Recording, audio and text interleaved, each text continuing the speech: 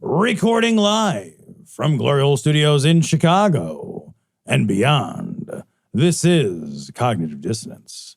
Every episode we blast anyone that gets in our way.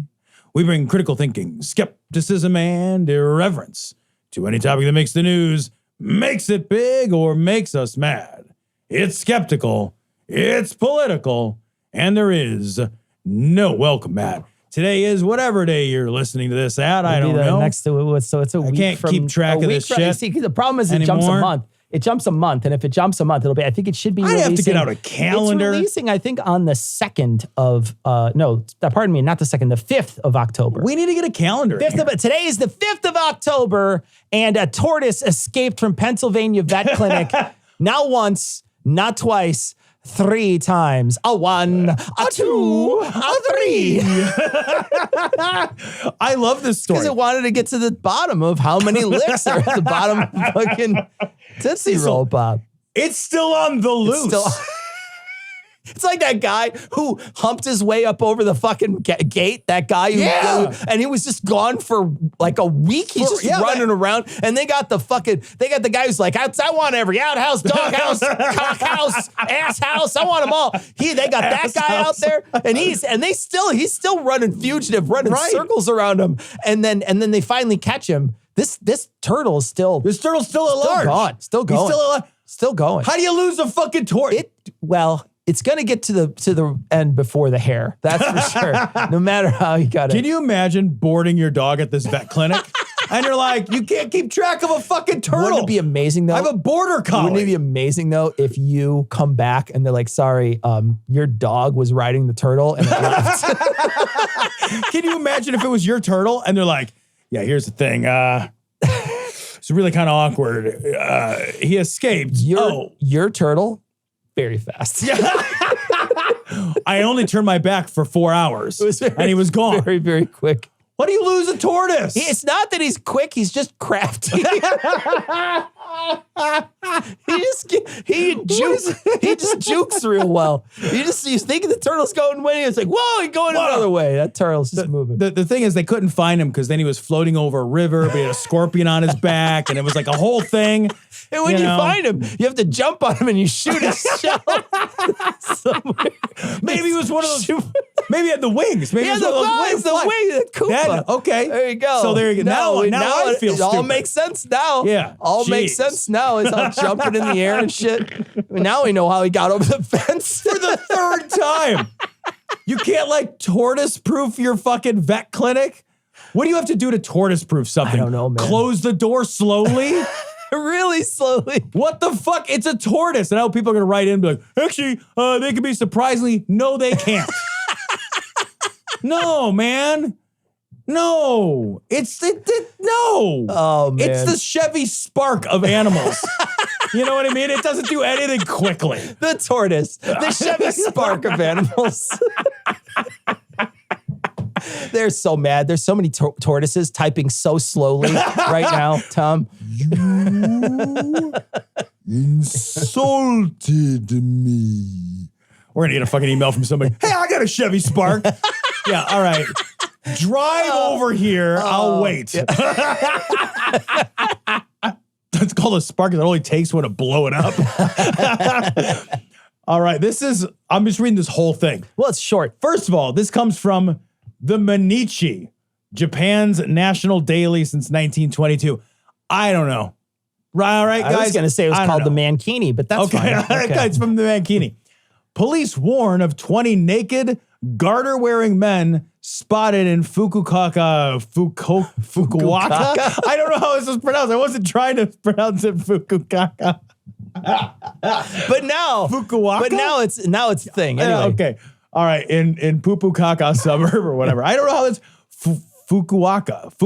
I'm going to say. Sure. All right. So police in Fukuoka Prefecture on September the 24th issued a prefecture-wide email warning regarding a group of suspicious men. I love that the police just email everyone in town. Send out an email distribution list to the whole fucking prefecture. Dudes naked with garters. Regarding a group of suspicious men wearing a skimpy item of lingerie or nothing at all seen in the city of Koga the previous day. Nothing at all. Do you think that's what made them suspicious, or is something else suspicious? They were like kind of hiding behind something, and their eyes were leaning out like the neighborhood watch sign or something. They're just kind of leaning over. Is there ever a time that 20 naked dudes wearing lingerie isn't suspicious? It feels suspicious to me. That's always suspicious. Okay, so there's a murder of crows. What do you call 20 dudes? A garter of naked guys. It's a garter. It's a garter of dudes. Naked dudes. According to Fukuoka Prefectural Police's Kasuwa Police Station and the crime prevention email, about 10 of the men were completely naked, and about 10 were wearing garter belts. They were playing garters versus skins, Cecil. They were playing basketball with their Magic Johnsons hanging out. There's a lot of dribbling going on. They're just out there. Here we go. Oh, man. Between the legs. Oh, God. Oh, that was a bad Where is call. he spinning the ball? That's weird. Dude, crazy. The station, this is my favorite. This is their advice. This feels like peak Japan from what we're covering the show. The station is advising residents to take personal safety measures such as shouting loudly if they spot suspicious people. And all the Japanese people are horrified because they would never do that. They're like, how dare you? Right? I won't disturb the peace. I love even to save myself from 20 gartered naked men. I have no idea what the fuck I would do if I was just like doing literally anything. I don't care. Like going to the grocery store, going to get the mail, walking out my driveway, and they're like looking at my ring cam, whatever. And there's just 12.5 plus 2 naked dudes. Have you ever seen a naked person in public ever? No, never. Have you? Never in public. No, I have seen a naked person. What? Was it you? No. So I think it was someone who was having an attack. Oh no. They were having some sort of episode. Like a breakdown. They were like a little kid. Oh, I've seen a little kid. Not like a little kid. Oh, this is like a tween. That sounded weird when I was like, I've seen a little kid, but teen-ish age, tall kid who was completely naked. I was at a bowling alley of all places. That is so weird. And I was by the arc. So throughout all my childhood. Were you in their bad dream, perchance? Like, was it's possible. It's very possible. It's very possible. I was the guy in their dream. They were naked, and I was the cloak being like, why are you naked? No, did they have to take a math test? Did they accidentally forget their locker combination? No, but I was throughout all my childhood and young adult life, whenever my friends wanted to go places, very often I'm like not as social, right? So they were always very social guys, and I was not as social. I've just always been that way. And so when they would go places to do the social things, to meet other people, I would very often go to like a video game and like play a video game. Like that's the kind of what I would do. So at the pool hall, where they would go to play pool and then talk to the table next to them and then, whatever. Yeah, meet girls. I would most of the time just be like, I'll be over at Mortal Kombat and I just like play all night on that. Finishing them. And go do that. And then I do the same thing at the bowling alley. Because again, bowling alley is sort of set up so that it's a social place where you talk to the people most of the time, at least during the times where we would go, where the same ages of people would be there. So you would look and talk to those people. And I would, of course, come back. I wasn't totally antisocial, but I would lots of times just be bored. I'd be sitting there. I don't want to bowl. I'm going to go play. So I was by the video games. Long story short, I'm by the video games. And there's a kid who's like buck ass naked. What the what? And I'm at this point maybe 18, 19, and this kid's maybe 15, 14. So younger, but not so young. Not a kid. I was a kid too at the time, but a kid. And he just like runs by. And then I see his mom running after him with a towel to like cover him up. I don't know if he was there and just had an episode and took all his clothes off, but I have seen one person naked in person one time. So the other day, this reminded me, just maybe 2-3 weeks ago, I was driving home from the bike trail that I drive my car to this like southern trailhead that's in this like town center. And there's a whole bunch of parking spaces that you can get, for people that are going to go walk the trail or bike the trail. Yeah. And it's by this like big, like, park area. And so there's a lot of families and kids and stuff. And seriously, 2 or 3 weeks ago, the other day, standing at the corner, getting ready to cross the street, walking toward the park, there's presumably, I hope, a dad holding a kid's hand. The kid's maybe 3, and they're waiting for traffic so they can walk across the street, and the kid's buck-ass naked. And I don't know what the story is there. Like, I don't know if the kid he had to get out or something. Shit himself or something. Nobody takes somebody like that. But he was just standing there holding his kid's hand at a stop sign, waiting to cross the street, and the kid was just buck-ass naked. It was weird, man. So here's the other thing too. Like, I've been at like social functions with people, and like little kids have been naked and like running around, and that's weird to me. It is super weird. Like, they had a pool at somebody's house, like one of those little kiddie pools, and there was a bunch of kids, and they all just got naked and jumped in. They were all cousins or whatever. But I'm an adult, and I'm there, and I'm like, I don't want to see your naked weird naked kid. Yeah. Like running around and maybe that's just me, right? Maybe it's something wrong with me. I don't know. But for me, a child-free person to be around naked children is uncomfortable. It's weird because I'm not a guy who's around children ever. Right. Much less naked kids. So let alone naked children, it's very uncomfortable. When I was camping once in Pennsylvania, and the place that I was camping at had these natural water slides that were like, the river like cut through this like limestone or whatever. And so they were really smooth. And so you could get in the water and like ride them like a water slide. And so I was there, and there was like a family that was there, and the kids were swimming in going in these like pools and stuff. They weren't going on the water slidey things, but they were swimming in these like pool areas, and the kids were just naked, and it was a public space. And there was like lots of people around. Weird. That's strange. And I was like, that's strange to me. Yeah, man, that felt weird. I was strange. like, I don't know you. Yeah. You don't know me. Why's your fucking kid got his fucking pants off? That's weird. Put your pants on her. Bring a swimsuit. Like, did you? That's you weird surprised. To me. That's weird to me. You had to hike to get here. Yeah. This didn't surprise you. You didn't come across this by chance. Yeah. It was weird, man. Yeah, it's very strange. But I would shout. I would shout too. I would shout. If I saw a garter of naked men, 20 naked guys, I would definitely shout. I would shout. Especially if half of them were dressed up like Rocky Horror Picture or whatever the fuck was going on. All right, this story is from ABC 7, Eyewitness News, that's local. Shirtless suspect leads LA police on bizarre slow speed chase in golf cart with dog in lap, and there's video. All right, so we're going to watch the video. I'm not going to play the sound. We're just going to play the video, and Tom and I are going to describe. So what you're seeing is an actual camera phone or a camera pointed at a guy who's just driving down in the middle of the road. He's got police chasing him. You could see the flashing lights. He's got the dog in his lap, and the dog is just loving life. And he's steering with one hand. Steering with one hand. They try to throw the spike strap underneath him, and he drives at the people. They try to throw it, and they fucked it up. They messed up. They didn't actually throw the spike trap underneath the tires. And then they finally apprehend him, and they take the dog, and the dog was a good boy. So the dog was a very good boy. 10 out of 10 for the dog. But the dude, 0 out of 10 for putting the dog in danger. That's all I'm saying. How do you think, what is going through your head that you're like, I bet I can outrun him in this golf cart?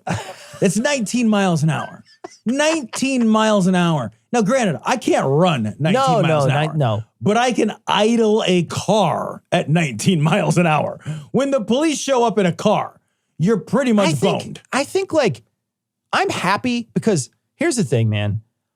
Almost 100% of the time, cops walk in and shoot a fucking dog. Oh, I know. So I am super happy that they took this guy without running him off the road, smashing him, and shooting the dog. 100%, dude. Because, man, all of those things could have happened where they literally, because we're going to do a pit maneuver.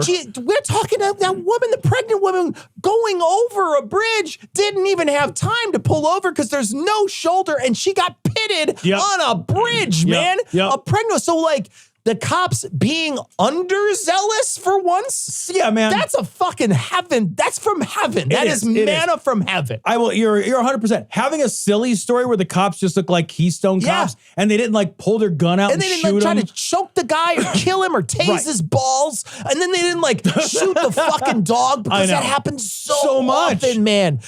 Much. There's so many stories of dogs, just like happy dogs, that are not menacing, just getting murdered by the police because they're fucking psychopaths sometimes with guns, because there's nothing stopping a psychopath from getting that job. Nothing at all. And so nothing at all. it's crazy to me that like that shit. That makes me so incensed every time I hear a story like that. Just thinking of your pet getting killed like that is just so infuriating, and they just get away with it. They just 100% get away with it. And a lot of times, like, I know this is the funny show, but like a lot of times that happens, and then it's like, okay, well, you know, nothing to see here, and they let you go. They let you go. And you're just like, what the fuck, man? You like came in here and you fucking put a bullet in my buddy. Yeah. Like, what? This is the funny show, but like, it's fucked up. Yeah. So yeah, like having a thing where the guy like runs away from the cops with his fucking puppy on his lap, and the cops like run around, and then the guy didn't even look beat up. The guy looked fine. He looked fine.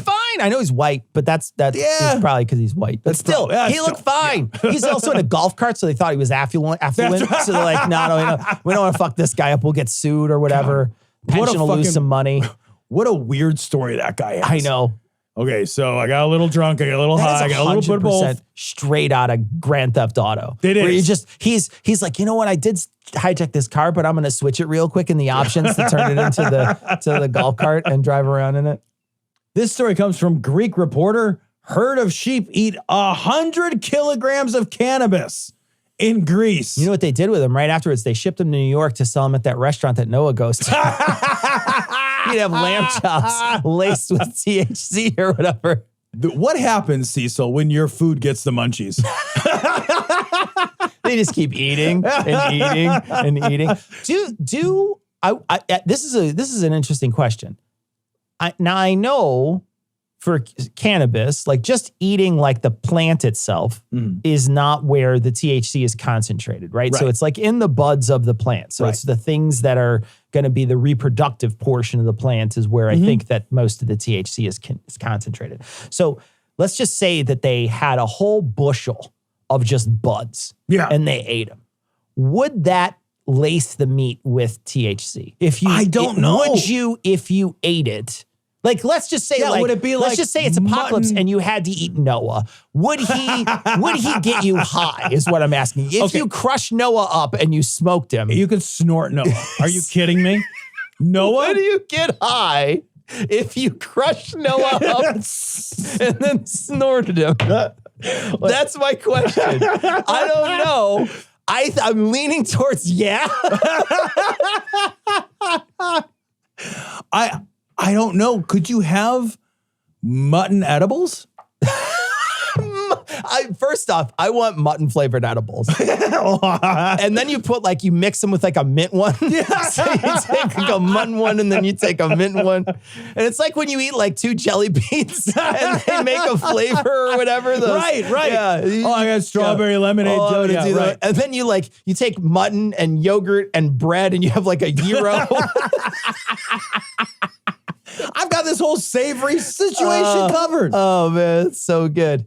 What the fuck? Yeah, but evidently they had some really bad, it's not a super funny story because they had bad floods and they lost a bunch of vegetation. And so they wandered into an area and just ate a bunch of cannabis because that was what was available to them to eat.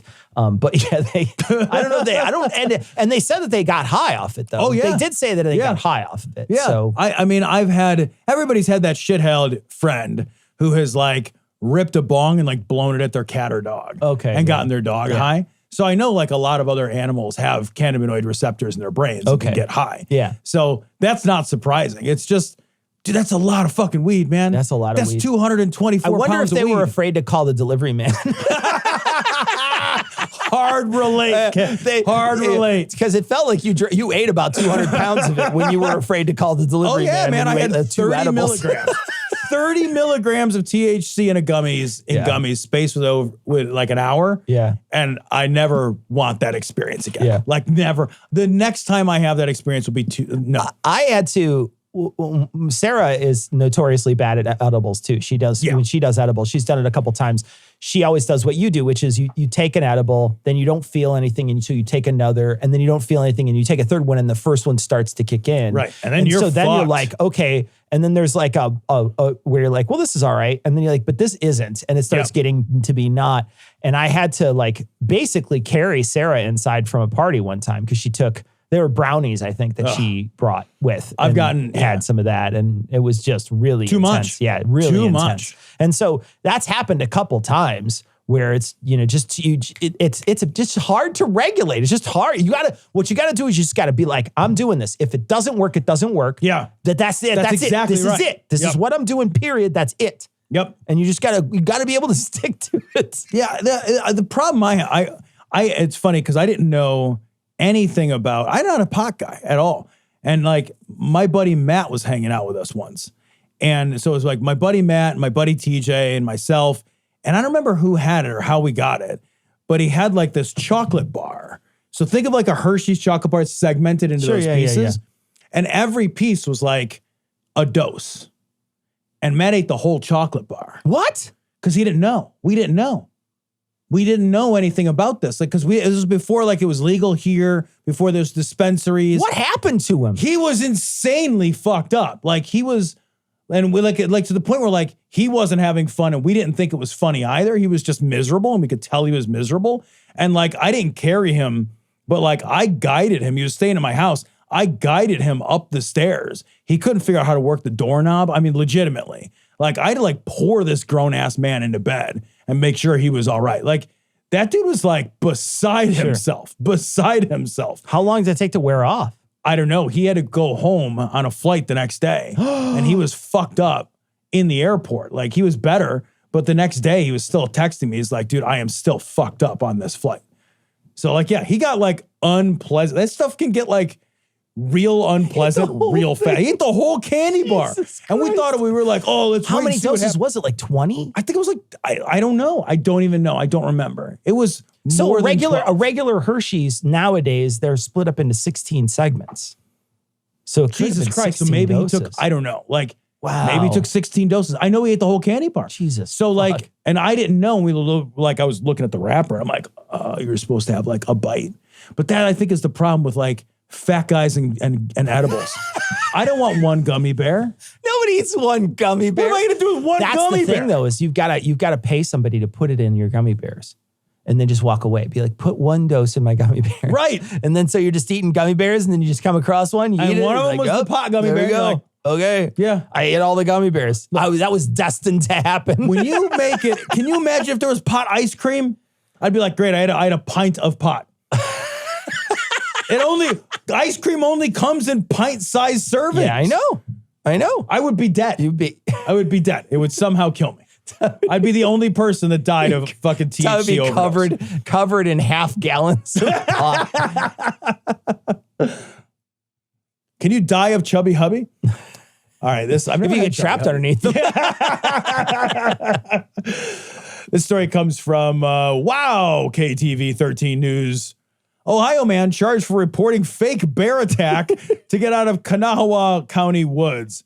So this is someplace in West Virginia. He's a guy from Ohio. He's hiking out in the woods. Yeah. He gets lost.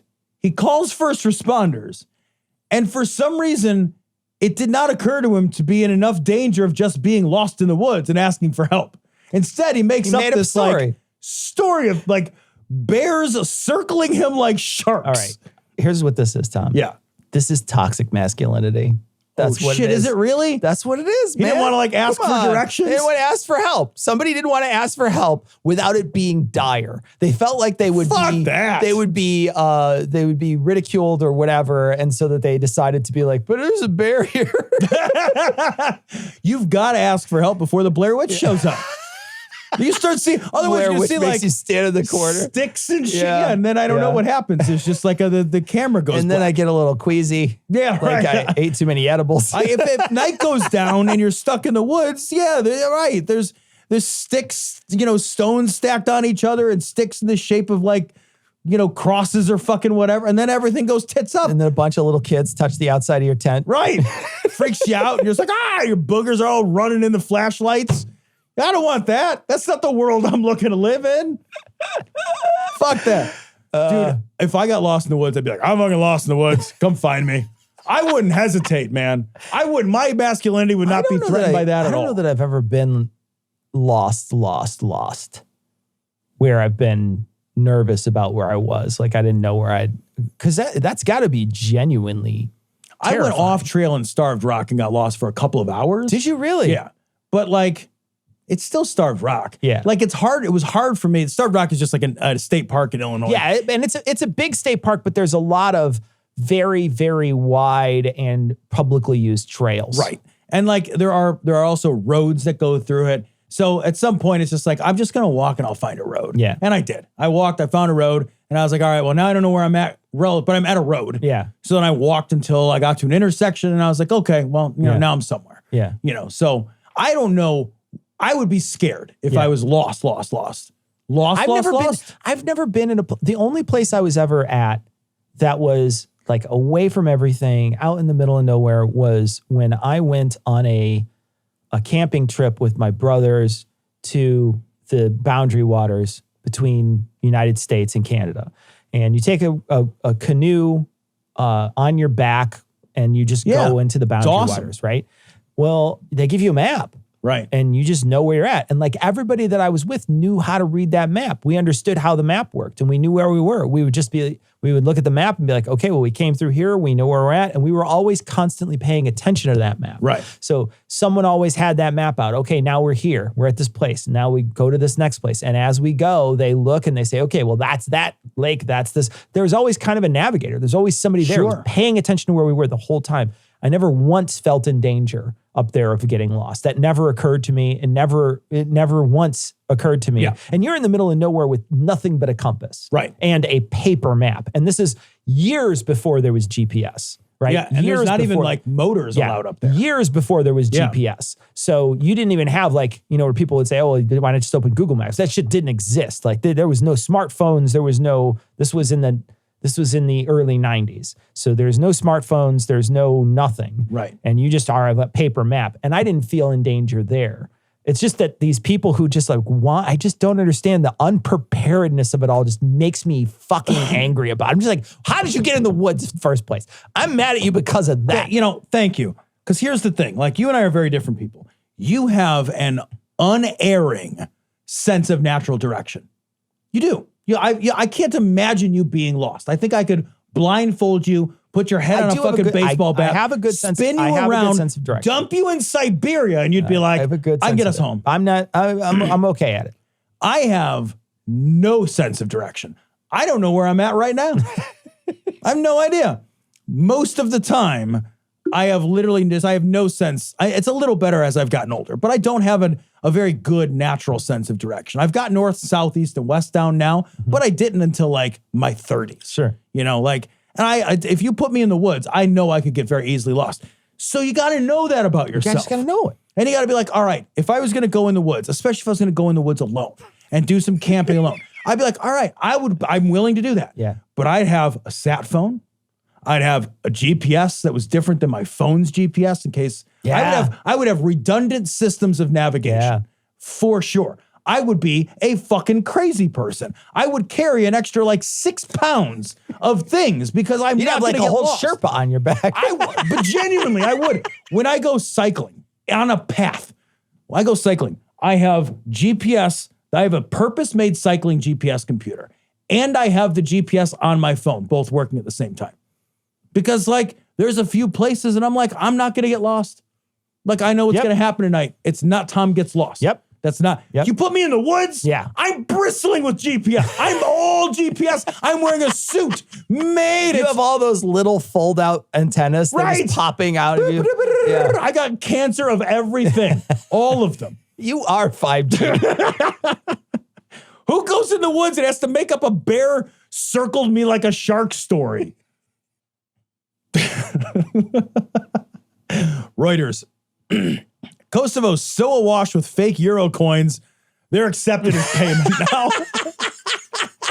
I love the resignation. I love that too. The resignation in that title is the best. You know what's so funny is in the United States, like they're talking about how they were trying to test them, right? They're testing them to see after a while, and then they're just like, fuck it, we don't even care. We're just gonna accept them as payment.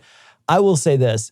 In the United States, no one would ever try to do that with coins. I can't imagine trying to do that with coins because nobody carries coins and nobody cares about coins because they're all under $1 here. Right. So $1 is the smallest paper unit we have, and anything under that is the change unit. There are no, at least commonly tradable more than $1 or dollar coins. They're just, they don't exist, right? So there are dollar ones, but they're Nobody rare. uses them. They're very rare. Nobody uses them as regular currency. Most of the other like coin currency we get, like when we were in other countries, especially, you know, when you're in Great Britain or when you're in any place that has the euro or Australia, they start giving you like $20 coins. Dude, and you're like, what the fuck, man? What am I gonna do with a coin? I don't want a fucking heavy money. Give me a light money. And they're like, no, man, here's your $5 worth of coins. And you're like, I don't want a fucking jingle when I walk. Dude, I would like a paper money, please. And so all the time, I feel like a gumball machine. I literally just pretend, there's so many times where you're just like, I just want to throw these, and you're like, but that's like $25 worth of coins. Right. Dude, I like, you walk around, like after a day of like walking around and having some drinks and going to restaurants and doing a little shit, like your pockets are bulging with fucking metal. Like I feel like Sylvia Plath walking into the sea. And the problem is that in the States, it's kind of, it's not, it's sort of frowned upon if I walk in and I say, how much is that? And they say it's $2.99. And I pull out a pocket full of change and I pay for it. It's frowned on here to pull out a pocket full of change. And so what happens with Americans when they travel is they just take the change and then they don't do anything with it because they feel like an asshole if somebody's like, that'll be 20 quid or whatever they say. And you're like, sure, here's a quid, here's another quid, here's another quid. You keep giving them the things. You would feel like a total. So you always pay with paper and you always take the coins and then you wind up like a fucking Michelin man of coins. Yeah, I know. Shaking yourself down the street like Mr. Bojangles. When Haley and I have traveled internationally, we had this thing where it's like, oh, like we're going to like bring back one coin of every type from the places we go and put them in a jar, just like a little keepsake. But like you come back, you've got all the coins. Hundreds of coins, because you're just saying exactly what you're describing. Like, I never feel confident counting out the coins. And also, like, I have to look at the coin. Yeah, I don't know what one is. Lettering. Right? The difference is like, you know, if you live there, you're like, sure, I know what a 50 is. Right. You know, I know what a 50 is. And they're all, and we do them where they're sized. They go down. Sometimes they don't over there. So they'll be like a big one versus a small one. I'm like, what the fuck is happening? It'll be like multicolored. Like, oh, it's got like a gold insert. This one's around got like a gold insert. The other one, it's smaller than the one that's full gold and bigger. And you're like, what is that happening? And I can't see anything. So I'd have to stand there like reading this fucking coin that might be like rubbed raw. Jesus. And I'm like, no, that you hand me that coin, that's not money. I might as well get out a scale and an abacus and pay you. What you gave me was a souvenir. Yeah, that's a souvenir coin. That's a souvenir. That's what it is. Souvenir coin. Yep. Everything costs whatever the rounding up is. It is so, that is exactly my experience with everything money. That's why I love now, and this wasn't the same when I was younger, but nowadays, when you walk into a place, it's just pay with a credit card. And there's not, and they love their, at least overseas for me, when I've been recently, they don't have it as much over here, but the tap to pay, they love the tap to pay. Yeah. That's all there is. That's all it is. That's all there is. It's all tap to pay. And it works perfect every time. Over here, you don't know where to tap. Sometimes you're like, tap to pay, and you look at the thing and you're like, where do I tap it? They're like, I don't fucking know, because normally everybody sticks it in there. Right. And so the tap to pay for us, so the chip, that is sometimes it's on the side, sometimes it's over here, sometimes it's in the front. You don't know. Over there, it's like perfect every time. You fucking wave it near it. And it's like, and it works perfect. And so it's amazing. I didn't use a single bit of cash except for to like give tips when I was over there. That's all I used it for. It was perfect. I went over there with money. I went over there, got the money out of my cash station account, got the cash out of my checking account through a cash station, and then used that for tips. And then that's all I ever used the money for. And I paid for everything with credit. Everything. That's beautiful. And it was beautiful. So wait a minute. You went to an international cash station? Yep. Is that what you did? You didn't bring American cash. I didn't bring American cash and change it. No, I went to, with my cash station card, I walked up to their cash station in, because I got some when I was in Scotland. I've never done that. And I've got some when I was in, well, I found out, I was doing some reading online and they said the fees are about the same and there's less hassle. Yeah. So you might as well just do it. If you're going to get charged, you might as well just get charged by a machine. And it's that's like automatic every time instead of because sometimes there's like scams that go along with that stuff where you try to change your money and there's like a big fee that gets added and they take a bunch of big chunkier money. And so instead I just went to a bank. I couldn't find my bank, but I found a bank and was like a reputable bank and I used those.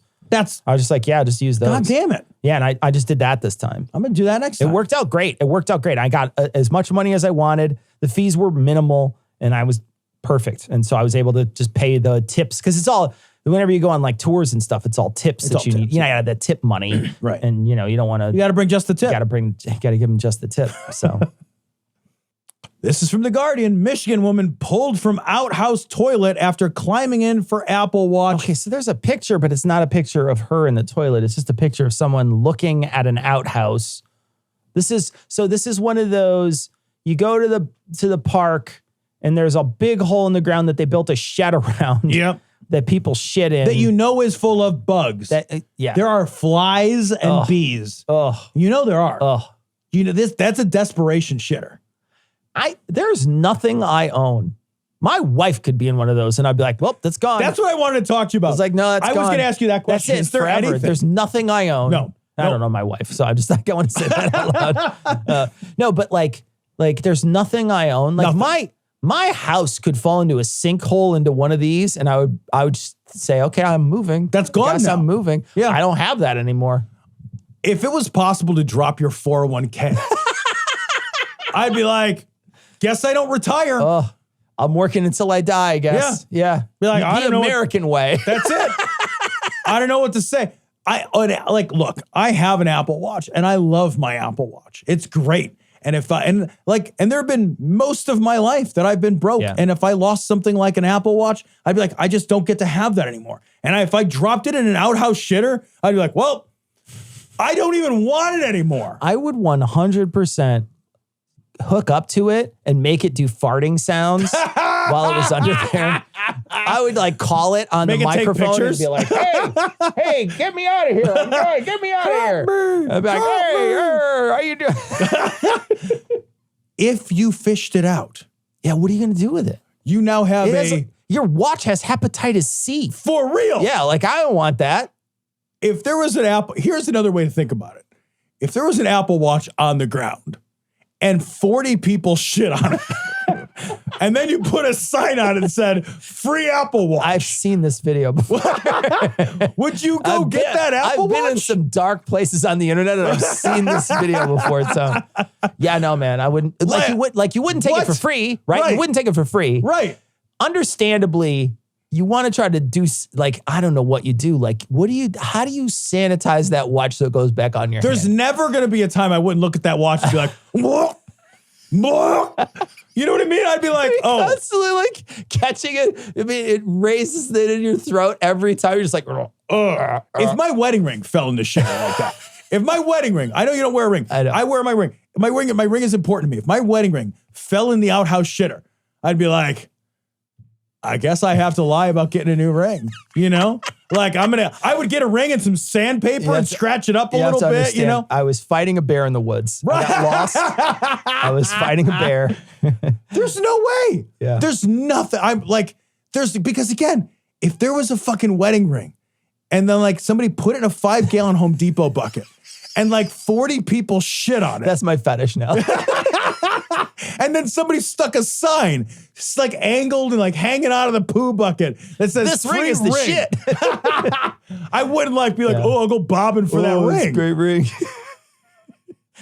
It wouldn't be your precious, that's for sure. Holy shit. It could stay in Mordor.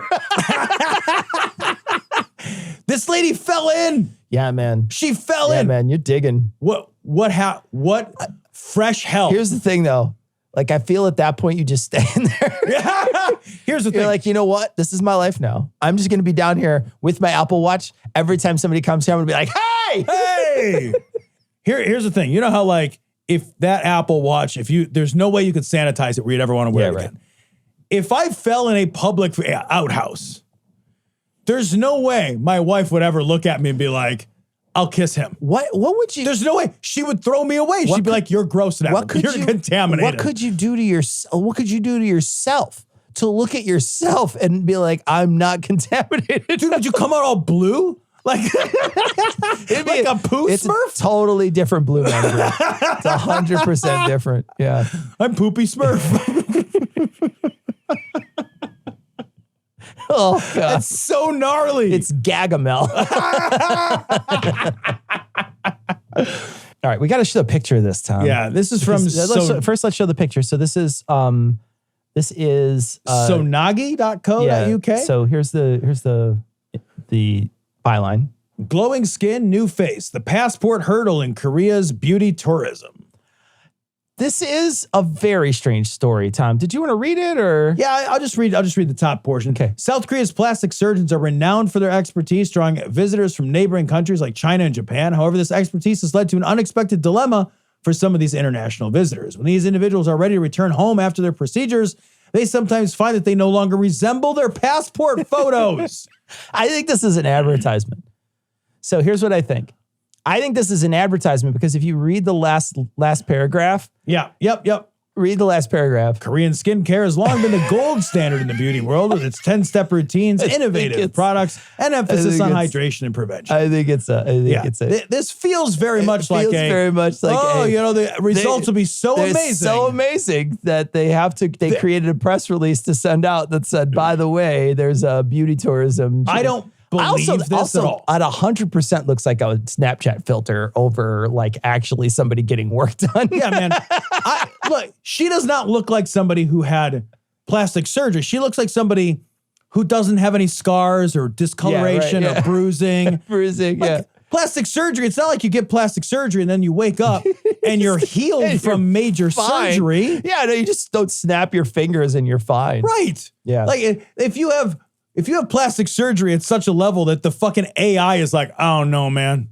Who are you? Well, and you're going to be a swollen mass. You're going to look like fucking Darkman. If you see these two people, which, you know, you can't even say that they're the same person. I don't think they are. But I genuinely feel like one is a Photoshop or a filter of some kind. I don't feel like that's the same. Like there's no way that you took this person's face and made it into that person's face. It's impossible. I don't even think the guys on Botched could do that. I don't think the guys from Nip Tuck, and that's like a fantasy. That's a fake show. That's a fantasy. They couldn't even do that. Have you ever watched that Botched show? Oh yeah, I've watched like a lot of that. My wife watches that show, and I'll come into the room, and sometimes lots of times it's just people who have had bad surgeries that come in and then they have to get them redone. Right. And it's probably all fake or whatever. I don't know. I don't know how real any of it all is. But the people who come in that want to get more plastic surgery, that are very, very done a lot of plastic surgery already, and then they won't treat them because they think they've done too much. There's a lot of those people. There's one every episode. There's one every episode. And they'll come on and they look so not human anymore. They look uncanny valley. Genuinely not human. Yeah. There's a level of plastic surgery you can do to your body to stop looking like a person. Yep, absolutely, man. There's some people on that show where they do so much with like their lips and then their face is like pulled back really far and then their neck has been like pushed in and then their butt is like up on their fucking back like a humpback, and they've done so much crazy work and they come in and you're just like, what on earth? Why did you take, like, I understand getting like the first step or the second step or the third step, but what led you to the 70th step to be like, this is the operation that's going to change it all? Yeah, man. To me, it's like the surgical equivalent of the people who are like, now I'm going to get my eyeballs tattooed. And you're like, all right, look, I get it. Yeah. I get it. You get a tattoo, you get 2 or 3, you feel good, you like the way they look. But like at some point you got to be like, all right, I'm going to get my penis tattooed on my face. And you're like, all right, now that is just too much. That's too much. You don't look like people anymore.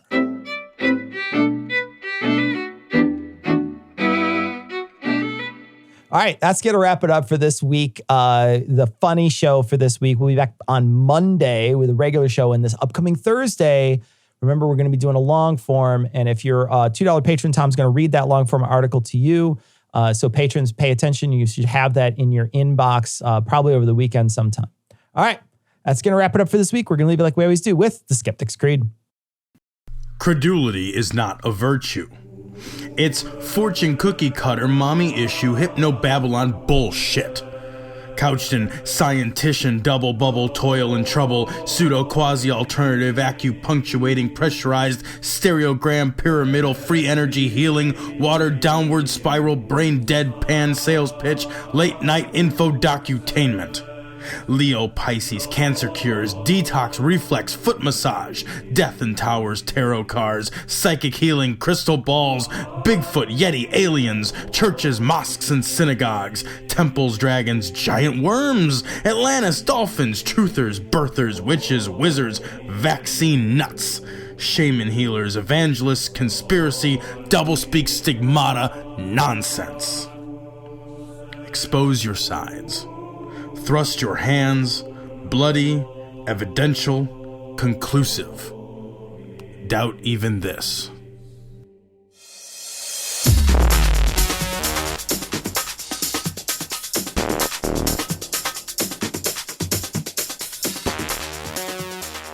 The opinions and information provided on this podcast are intended for entertainment purposes only. All opinions are solely that of Glory Hole Studios, LLC. Cognitive Dissonance makes no representations as to accuracy, completeness, currentness, suitability, or validity of any information and will not be liable for any errors, damages, or butthurt arising from consumption. All information is provided on an as-is basis. No refunds. Produced in association with the local Dairy Council and viewers like you.